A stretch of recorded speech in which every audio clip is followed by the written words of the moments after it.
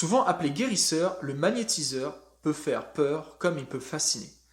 En effet, dans une société moderne où la médecine moderne est devenue une pratique de référence pour soulager et guérir de nombreux maux, le magnétisme est encore considéré comme une pratique taboue car il est souvent associé à des croyances religieuses, occultes ou encore mystiques.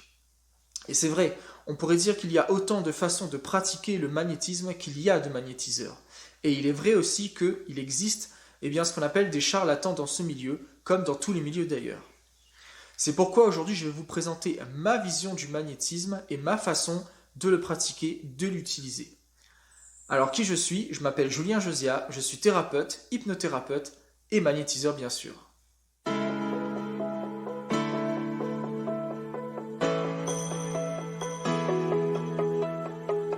Premièrement, je me considère magnétiseur et non pas guérisseur. Je n'ai pas cette prétention de guérir les gens. Et c'est bien là en fait une des premières idées reçues que certaines personnes ont sur le magnétisme. En effet, le magnétisme ne guérit pas, il stimule et réactive les propres capacités d'auto-guérison de la personne.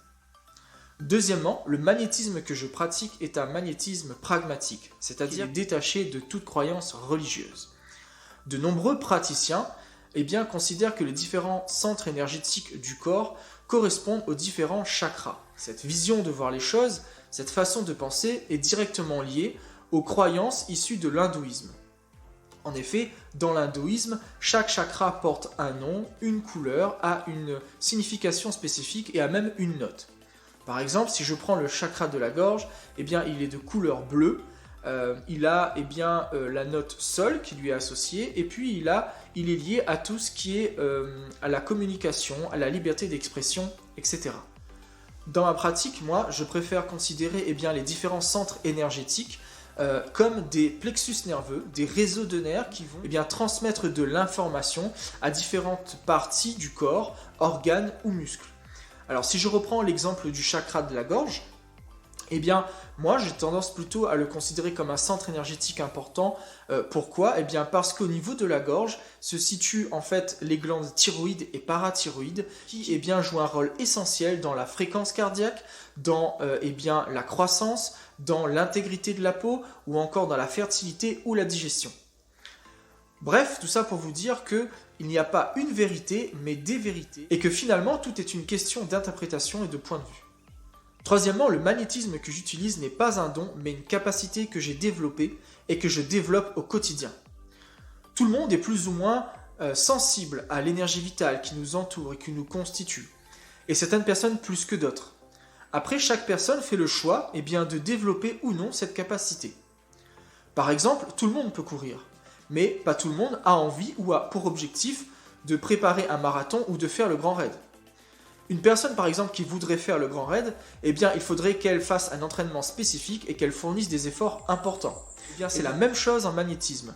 Tout le monde en est plus ou moins pourvu, mais pas tout le monde a pour objectif de faire des soins. Quatrièmement, quand je pratique le magnétisme, quand je pratique un soin, je ne donne pas, je ne transmets pas mon énergie vitale.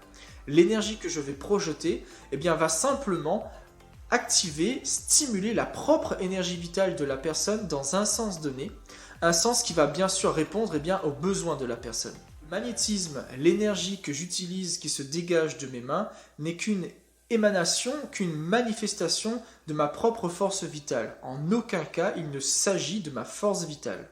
Si vous voulez, c'est un petit peu comme les mots.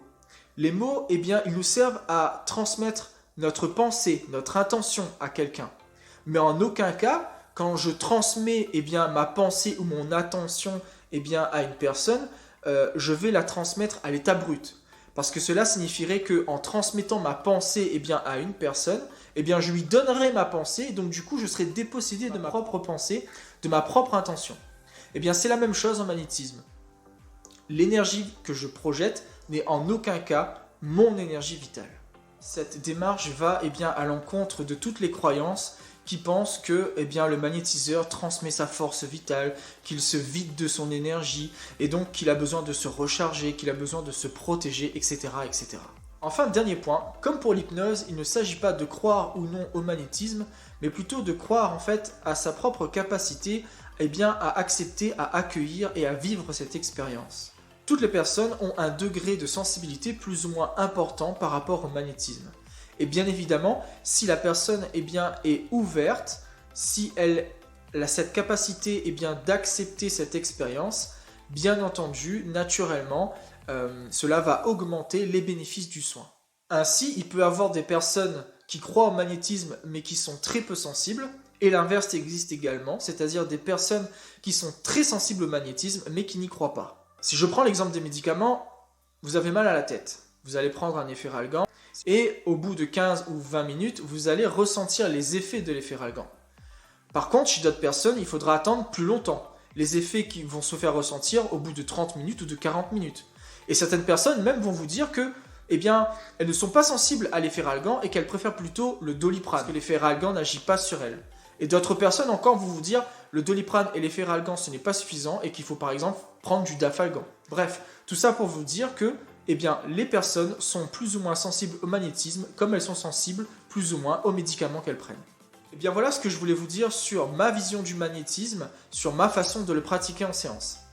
Cette vidéo touche à présent à sa fin. Si vous l'avez aimée, si elle vous a été utile, pensez à liker et à partager. Si vous avez des questions sur le magnétisme, postez-les également en commentaire et je tenterai d'y répondre. Si vous avez aussi des propositions sur les sujets des prochaines vidéos, faites-le moi savoir. Je vous laisse, je vous embrasse, prenez soin de vous, prenez soin de vos proches, prenez ce qui est bon pour vous et juste bon pour vous. Ciao, bye.